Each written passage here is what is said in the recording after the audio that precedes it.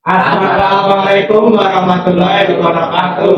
Kami dari kelompok 5 mau sharing sedikit nih tentang podcast mini riset kita yang topiknya itu termasuk seru lah, yaitu peran mahasiswa di tengah masyarakat, khususnya teman-teman dari Ikatan Mahasiswa Muhammadiyah atau IMM.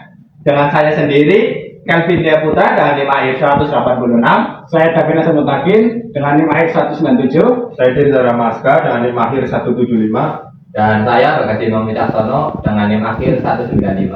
Nah, beruntung banget kali ini kita kedatangan tamu spesial dari kader IMM aktif Universitas Muhammadiyah Purwokerto. Mungkin langsung aja kita ngobrol untuk narasumbernya.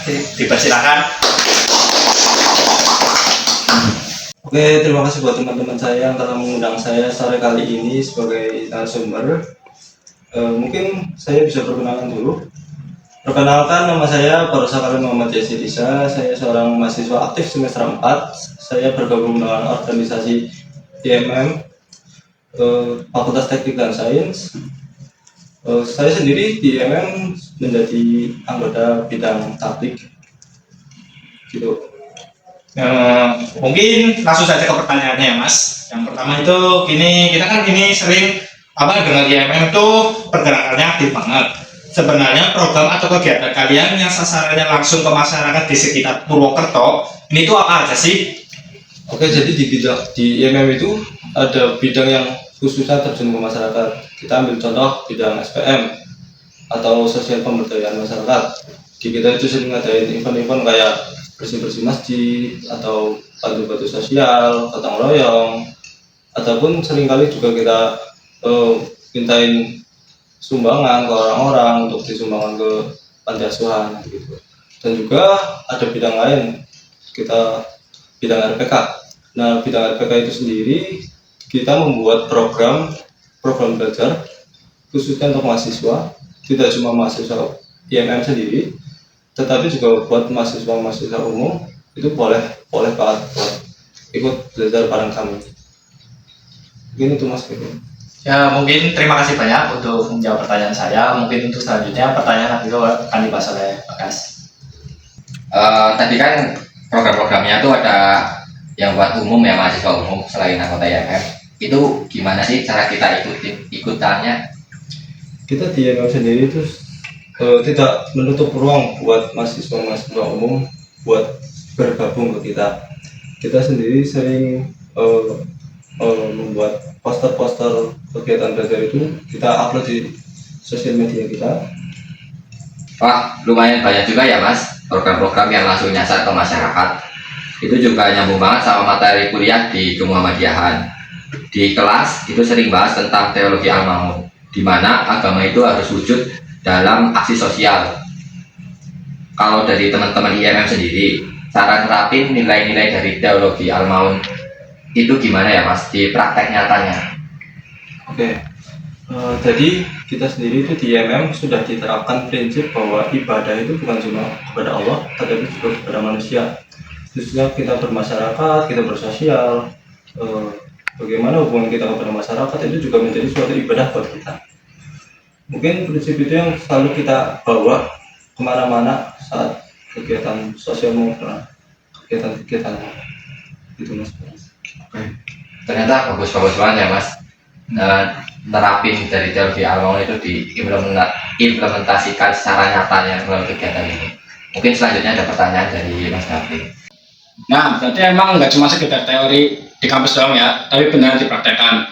Terus kita penasaran, kalau dari sisi warganya sendiri, respon masyarakat sekitar pas kalian bikin acara itu gimana? Ada nggak cerita berkesan atau dampak positif yang paling terasa di kehadiran IMM di sana? Oke, jadi selama program kami berjalan dari pihak masyarakat itu selalu welcome, malah justru mereka merasa terbantu dengan adanya kita membersihkan usaha mereka, membantu mereka gotong royong ataupun galang dana untuk panti asuhan. Mereka justru merasa tertolong, merasa terbantu gitu. Mungkin untuk pengalaman berkesannya, kita merasa bahwa masyarakat itu sangat berterima kasih kepada kita. Itu menjadi sesuatu yang wah buat kita, menyenangkan buat kita.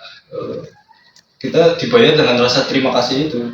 Jadi apa yang sudah kita lakukan, apa yang sudah kita kerjakan, lalu capek-capek itu dibayar dengan rasa terima kasih masyarakat kepada kita.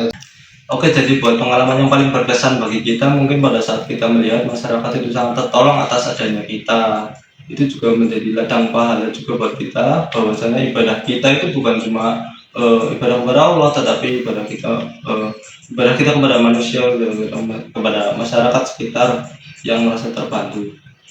Mungkin begitu. Gitu. Wah, bakal menyenangkan ya misalkan kami join ke IMM. Nah, selanjutnya itu ada pertanyaan dari terakhir Mas Tirsa sendiri. Kalau itu pasti senang ya lihat warga antusias, happy gitu. Tapi namanya kalau bikin acara tuh nggak selalu mulus ya kan. Apalagi kita kan mahasiswa IT, tugas ngoding sama laprak tuh pasti numpuk kan. Kendala atau tantangan terbesarnya di lapangan tuh apa aja sih? Terus harapan buat gerakan IMM kedepannya tuh gimana biar dampaknya makin luas? Oke, mungkin dari kendala sendiri ya, kita setiap kegiatan pasti ada kendalanya. Nggak mungkin suatu kegiatan itu dapat berjalan dengan mudah. Mungkin untuk masalah yang sering kita hadapi sendiri itu mungkin perbedaan jadwal antara masing-masing kader ataupun tugas-tugas yang pasti ada. Balik lagi gimana cara kita membagi waktunya. Mungkin untuk setiap agenda kita pasti akan diskusikan dulu mau rapatnya kapan, mau persiapannya mulai kapan, dan akan dilaksanakan kapan. Mungkin begitu untuk masalah undang-undangnya. Untuk harapannya. Terus harapan IMM buat kedepannya itu gimana sih biar dampaknya makin luas?